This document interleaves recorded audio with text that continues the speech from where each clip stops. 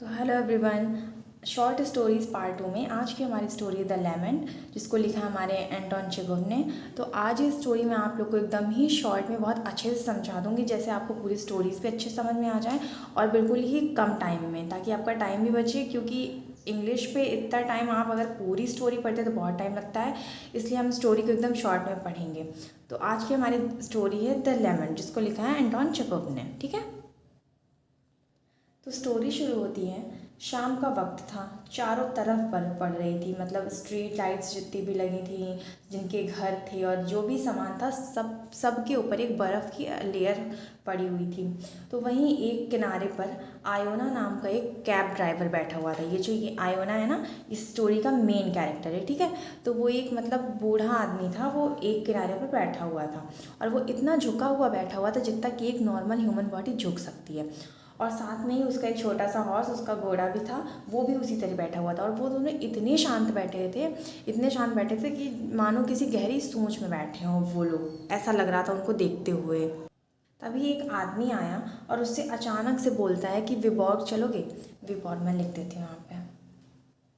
विबॉर्ग जाने के लिए आयोना से बोलता है। तो आयोना एकदम मतलब अचानक से उछल पड़ता है, कूद पड़ता है, मतलब अचानक उसके उसके पास आवाज़ आती है ना, और फिर वो अपनी आंखों से बर्फ़ साफ़ करते हुए उस ऑफिसर को देखने लगता है, जिसने अच्छे खासे कपड़े पहने हुए थे, कोट पहना हुआ था और हैट पहनी हुई थी। तो फिर वो आदमी फिर से आयोना से बोलता है कि विबॉर्ग चलोगे। तो फिर आयोना कहता है, मतलब वो कुछ कहता नहीं है, वो हाँ में अपनी मतलब सर ऐसे हाँ हाँ की तरफ इशारा करके सर में बोलता है कि हाँ, मतलब वो मुंह से नहीं बोलता, इशारा करके बोलता है। तो फिर वो बैठ जाता है और फिर रास्ते में बहुत से लोग आयोना को मिलते हैं जो उसको मतलब बोल के चलते हैं, सीधे चलाओ, देख के नहीं चलाना आता क्या, मतलब। तो फिर वो पीछे जो ऑफिसर बैठा हुआ था रिक्शे में, तो वो बोलता है कि तुम्हें रिक्शा चलाना नहीं आता क्या, मतलब वही रिक्शा नहीं, मतलब वही घोड़ा गाड़ी है ना, वो घोड़ा गाड़ी चलाता था।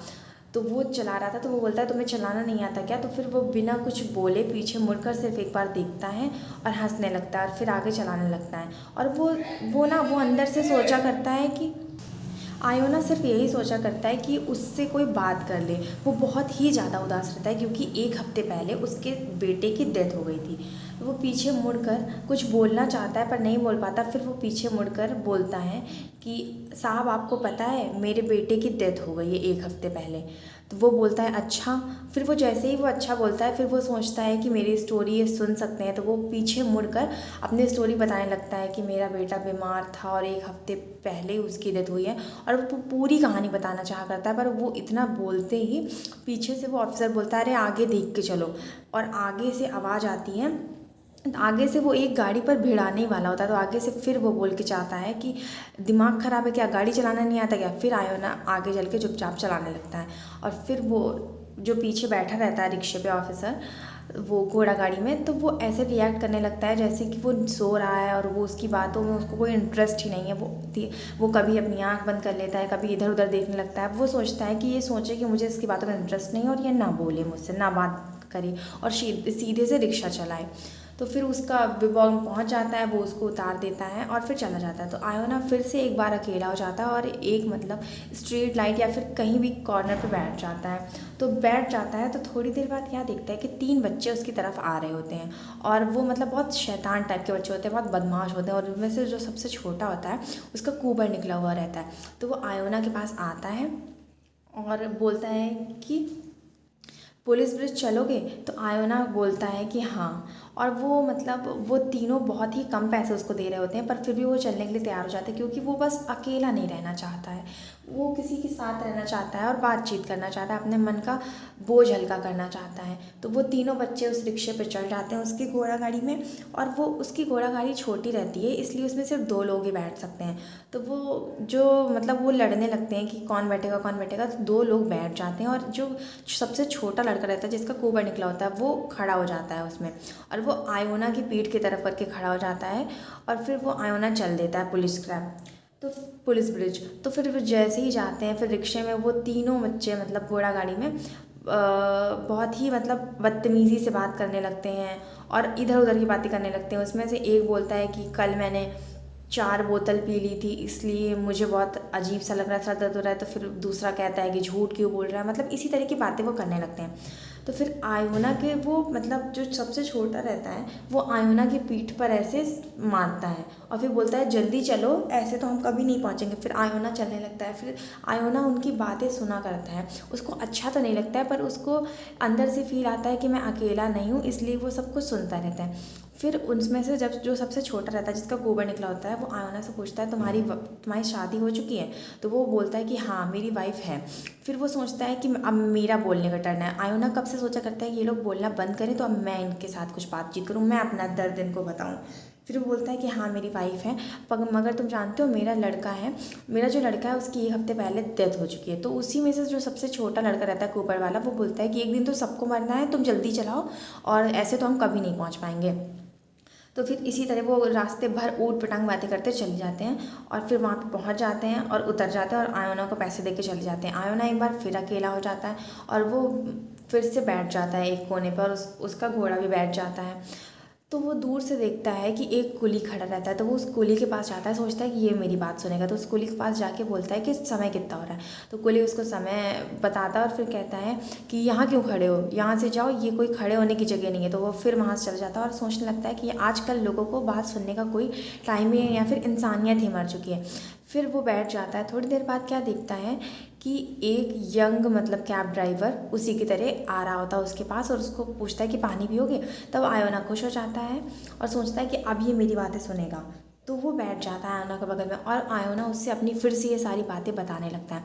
और कुछ देर बाद क्या देखता है कि वो जो यंग कैब ड्राइवर था वो सो चुकता है, उसकी आंखें लग चुकी होती हैं। तो आयोना बैठे बैठे यही सोचता है कि मेरी बात सुनने का किसी के पास भी टाइम नहीं है। और फिर वो अपने पैसे चेक करता है तो उसको आज पैसे भी बहुत कम हुए होते हैं, उसकी कमाई ज़्यादा नहीं हुई होती है।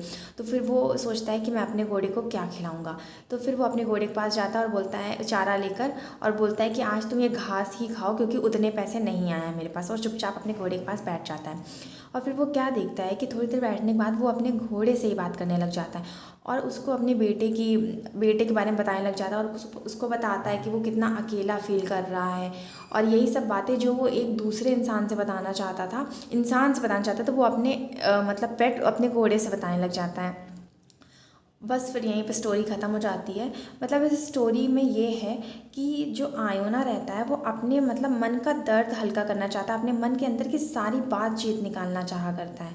और वो अपने लास्ट में घोड़े से बोलता है कि मेरे अंदर इतना दर्द है कि कोई सुन नहीं रहा है, मानो कि अभी मेरा दिल फट जाएगा और ये पूरा जितना मेरा दर्द है इससे ये दुनिया मतलब ढक जाएगी, इतना मेरा दर्द है। फिर इस स्टोरी में यही होता है, मतलब इस स्टोरी का कंक्लूज़न ये है, मतलब ये कहना चाहते हैं कि आयोना सिर्फ अपनी फीलिंग्स को शेयर करना चाहता है और वो जितने भी दर्द से झेल रहा होता है, गुजर रहा होता है, वो सब एक मतलब किसी को बता के अपना मन हल्का करना चाहा करता है और कोई उसकी बात नहीं सुनता है। तो यही स्टोरी थी द लैमेंट, जिसको लिखा था हमारे एंटोन चेखोव ने। और ये आयोना है वो इस स्टोरी का मेन कैरेक्टर है, बाकी के तो नाम वाम नहीं है, सिर्फ आयोना का ही मेन कैरेक्टर है। और अगर आपके एग्ज़ाम में आता है कैरेक्टरिस्टिक ऑफ आयोना, तो आप ये लिख सकते हैं कि पुअर और मिजरेबल सोल मतलब दुखी आत्मा है, एक तरीके से गरीब और दुखी आत्मा, unaware of his surroundings, a humble and kind character, naive to the way of the practical world, grief stricken, lack of the ability to deal with the pain. मतलब ये आप इतने पॉइंट्स लिखकर इसमें एक्सप्लेन कर सकते हैं। जैसे ये आपने पॉइंट लिखा पुअर एंड मिजरेबल सोल, इतना आप डालने के बाद इसमें आप 5 या 6 लाइन लिख सकते हैं। फिर उसके बाद ये डाल सकते हैं। इतने आप पॉइंट्स अगर हेडिंग में डाल देंगे तो एक अच्छा इंप्रेशन पड़ता है। अगर आप डायरेक्ट लिखना शुरू कर देंगे तो नहीं होता है, इससे आपको मार्क्स भी अच्छे मिलेंगे। तो thank you, and if you like the video तो प्लीज़ सब्सक्राइब कर देना। Thank you.